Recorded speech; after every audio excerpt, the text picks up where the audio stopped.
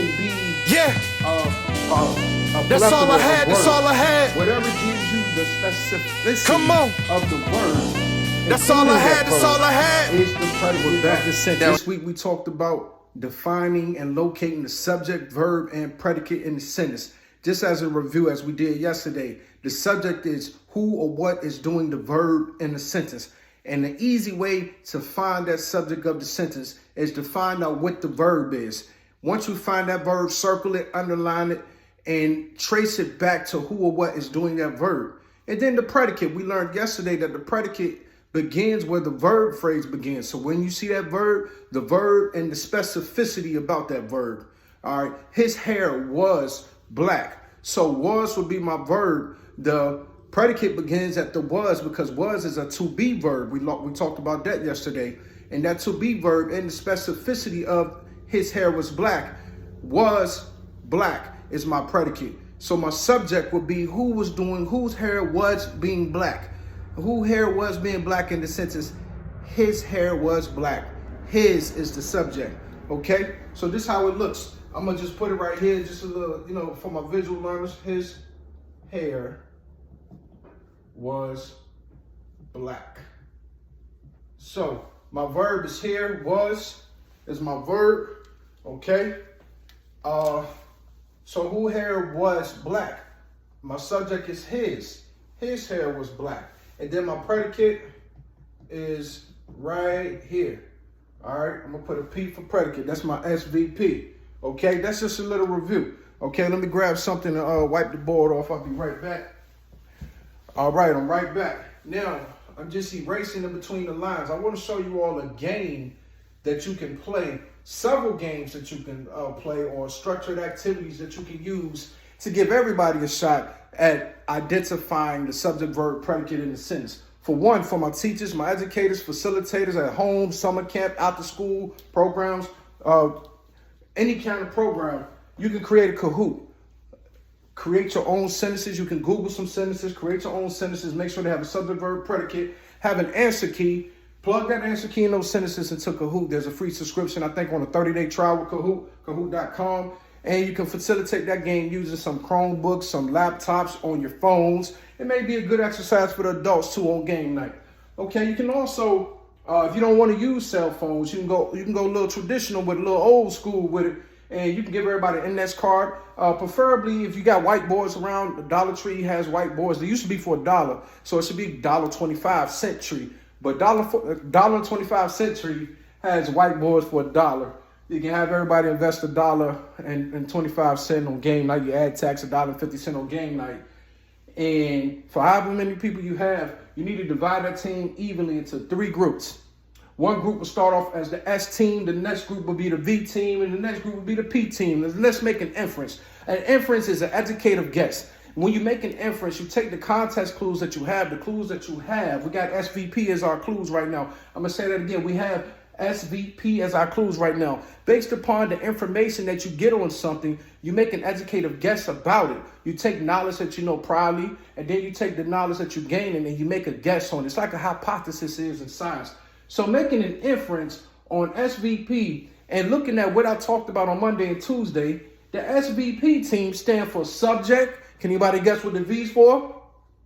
Verb, you got it right. And then the P is for, let me hear it, predicate. There you go. So divide evenly into 3 teams, your groups, and they will be assigned for maybe, let's say if you got 20 questions, every 4 sentences, the teams rotate to another group. You keep the same teams, but to another department. So the first 4 sentences that you display, if you're going to go the whiteboard route, that S team will be responsible for locating the subjects of the sentence. So if the subject, whatever the subject is, the S team will write it on, their teammates, each and every person will write it on his or her board what the subject is in the sentence being displayed. The verb team, who's in charge of the verb team, those that are part of the verb team will do the same with the verbs. And then the P team, those who are on the P team for that first round. Maybe do 3 rounds. If you got 20 questions, 3 rounds, or 4 rounds of 5 questions. Let's put it that way, 4 rounds of 5 questions. So each team will probably touch one department twice. But however you can factor out the numbers, After that first round, the subject team will move over and become the verb team. You keep the same group of people. The verb team will move over and become the predicates team. The predicate team will become the subject team. So let's just come up with some names, okay? All right, so we're going to put Ashley, Arnold, Avis, okay? Then we got Derek, Hazel. That's an old school name, Hazel. And Ben. Then we have Lex, we have Carter, and we have let's do Monet. Okay, so how this game will work is whenever a sentence is displayed, they wrote on the whiteboard. So they wrote on the whiteboard. Let me give you a little display. They wrote on the, I'm running out of space, so I'm gonna put on the board. They wrote on the board. The subject team would look for the subjects, okay? We'll look for the subject in the sentence, and you know you have to find the verb in order to find the subject. There's our verb, wrote. Who did the wrote or who did the writing on the board? They. So the subject team, their answer would be they. All right. If they don't get it correct, there's various ways you can assign this game. How I did it with a group of 8th graders is each team player was assigned a number. I will call and that would be their jersey number. I will call the jersey number out before displaying a sentence and saying that sentence. Now, everybody has a whiteboard, will have a whiteboard, but I would say something like, give me all my ones.